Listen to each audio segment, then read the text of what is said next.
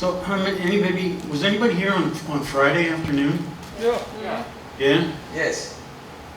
Didn't it rain, children? Yes. Didn't it rain? Yeah, right. Yeah, it did. 1 second here.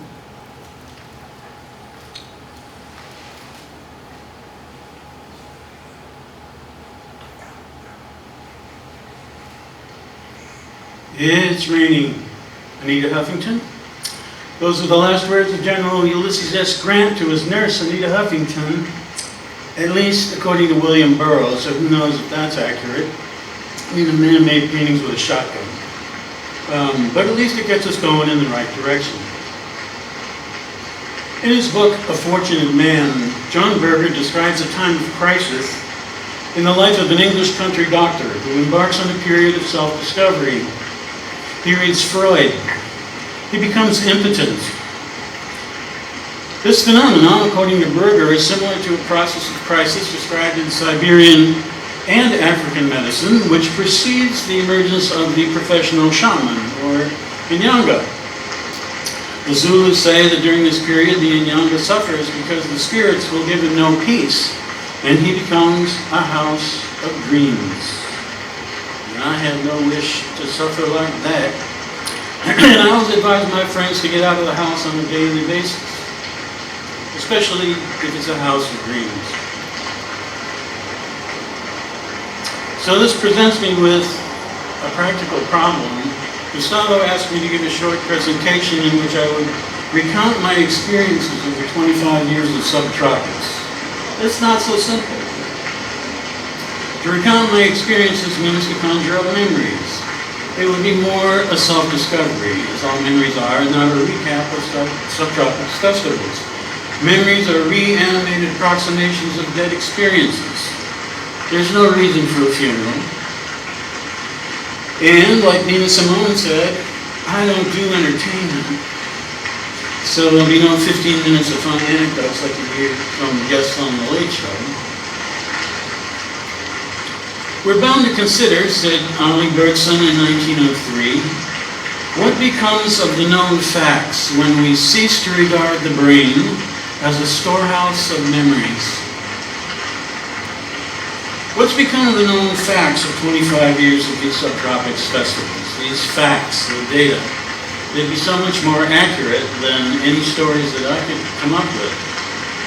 But this is what we've known about this place, this city, this Miami, that I have repeatedly said was a mistake from the get-go, an environment obviously unfit for human habitation. What we can see is that the wild spirits here, the local denizens, as Cage called them, give the city no peace. It's a house of dreams. So what's become of the facts? Like all facts, they live in archives. It's in those archives that one should look if one wants to reconstitute a story of 25 years of Subtropics. I can't do it here in 15 minutes from memory. And as I said, I don't do entertainment mostly because I'm no good at it. I'm a lousy conversationalist. If I try to tell stories, people are bored by the second sentence, as you probably are now. And my jokes are a joke. I suppose I could do a laundry list of all the eminent composers who've been presented in this endeavor. Again, it's all in the data, in the archives somewhere. So what names do I have in that laundry basket? John Cage, Christian Wolfe, Robert Dick, Sam Ashley, Alvin Curran, Allison Knowles, LaDonna Smith, Davy Williams, George Lewis, Tom Buckner, Alvin Lucier, Jill Burton, Yap Long, Amy Williams, Derek Bailey, Robert, Ashley. You see the name, the list goes on and on and on and on and on, and I can't be expected to remember them all because there are probably hundreds. But these are just the names, the signifiers, the labels we attach for convenience's sake to refer to the actual events, the actions, sounds that actually happened. If you want to get a sense, that is, a sensation of what those sensational events were like, you're pretty much out of luck. But there are facts in the archive. To perceive or to remember consists in condensing enormous periods of an infinitely diluted existence into a few more differentiated moments of an intenser life, and in thus summing up a very long history. To perceive means to immobilize. Bergson. Music is an event, an action, not a thing. It is pure movement. Now, Gustavo mentioned in the program notes somewhere that since my retirement and escape from Florida, I've been devoting my time to the study and practice of photography. Photography has nothing in common with music. You cannot shoehorn one into the other, Ernst Bloch notwithstanding, God bless him. Photography is still and silent and visible. That is its power. The power of music is that it is invisible, unbounded, unchained to images, and in constant motion. The author Patrick Modiano said, "A photograph can create silence. Can words do that? No. Neither can music. That's not its nature."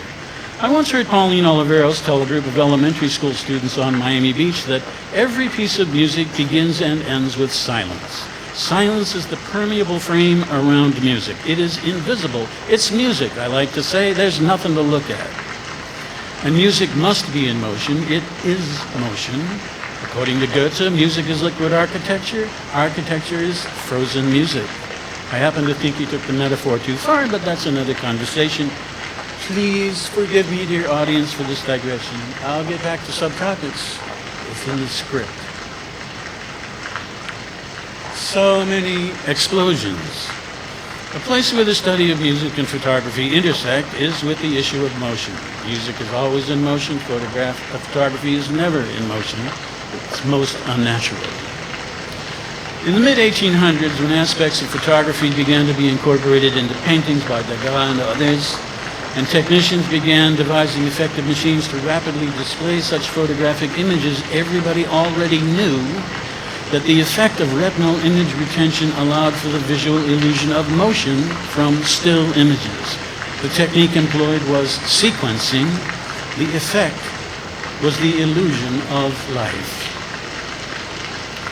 Fast forward to the 21st century, and you have, after 150 years of constant industrial advertising bombardment, musician-composer George Lewis would note that, quote, "It seems that one of the hardest things is to teach people how to listen to things, how to hear things in a different way. One of the things I've noticed," said Lewis, "in teaching classes is that when I ask people to describe new and unfamiliar music, they can't. They don't have the vocabulary for it. What they can do is make up an impromptu movie scenario instead, a music video scene. It's not like synesthesia, seeing sounds or hearing colors. It's more like they hear a soundtrack and they create the movie." The difficulty stems, in my view, from the inability of audiences to hear sound moving in a non-sequential way. Because cinema has told us that the world is a sequence of distinct images, distinct moments, one then the next. If you cannot comprehend stillness, well then, all you get is a movie. The numbering number is rhythmic, not harmonic, but it is not related to cadence or measure. It is only in state armies and for reasons of discipline and show that one marches in cadence. But autonomous numerical or musical organization finds its meaning elsewhere, whenever it's necessary to establish an order of displacement on the steppe, the desert, at the point where the lineages of the forest dwellers and the figures of the state lose their relevance. Gilles Deleuze from Nomadology, The War Machine. He moved with the random walk which made only those sounds natural to the desert. Nothing in his passage would indicate that human flesh moved there. It was a way of walking so deeply conditioned in him that he didn't need to think about it. The feet moved of themselves. No measurable rhythm to their pacing. Frank Herbert from Children of the Dune. No one tries to photograph silence anymore, lamented Henri Cartier-Bresson. The enchantment. Music is invisible, and so we say that it is something spiritual, something vital that moves without being seen, that acts without being understood. Its immortality is that of the gods, always alive, always in motion, always elusive, always beyond restraint. These characteristics are like what we unfortunately call terrorism. It's the opposite with photography. Because a photograph is visible, imprisoned in a frame, we falsely say it's a memory. We absurdly say we have captured a moment. A captured moment is a dead moment. A photograph has the immortality of an Egyptian mummy, unmoving and fixed. It is fragile, like an insect pinned to an index card, scientific and very much dead. A terracotta soldier. But it is in this motionless, eternal death mask that we find their resting beauty, their enchantment. To picture is not to remember. Bergson. Why do I insist on telling you this? Because I've been asked to invoke my memory, but my memory cannot conjure up the invisible movement that is music. Nor, despite everything you've been told, is a photograph a memory. A memory, like music, is an action, an event, not a set of facts, not a folder of old photographs. A memory is the recollection of our body, re-imaged by our mind. In every way, dreams imitate insanity. Bergson. Almost everything is invisible. No, a photograph does not tell a story. At its best, if it's any good, it's a single line, one visible verse, the simpler the better, that makes you alert to all the other invisible verses and an epic poem ringing all around you. So what happens when we cease to regard the brain as a storehouse of memories? What happens to the facts? They're in the archive. Well, where's the archive? It all adds up to something we think we've seen before. Every bit of matter, every bit remembers. Every bit of matter in the material universe acts as a recording medium. The mass of a particle in motion makes a dent on the surface of its neighbor, like the craters of the moon, a record of impact. So it is with a photograph. The photons strike the sensor, the change is made on a surface that is sensitive, and we recognize something with our muscles and nerves because we need to. It all adds up to something we think we've seen before. But we're wrong. I'm not here to show you a dream. The facts of the past are in the archive, carved into matter somewhere, everywhere. As it has been said, in the beginning there were rocks, and on these rocks with harder rocks we learned to make a million bruises and to spell out things like, "We were here," and "Watch your water." Robert Ashley. Music must be made and remade continuously. It cannot be captured. It cannot be recollected. Thomas Edison invented the phonograph, and his friend George Eastman made the camera ubiquitous. But in all the history of technology, despite his towering hubris, not a single sound, not a single moment of action has ever been captured by our machines or by our memories. The world remains active and at large, and it is very, very, very vital.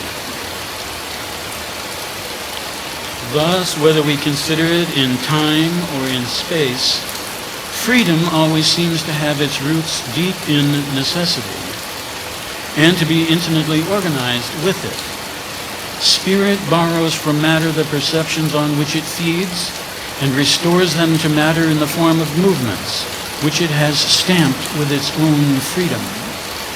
Bergson. That's music. On his deathbed, General Grant could hear it. The rain falling, the music, as he approached his permeable frame of silence.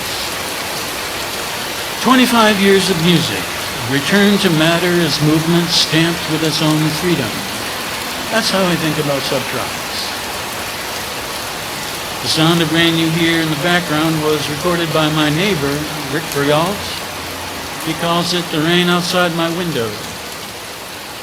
No events were harmed or captured in the making of this presentation. Thank you.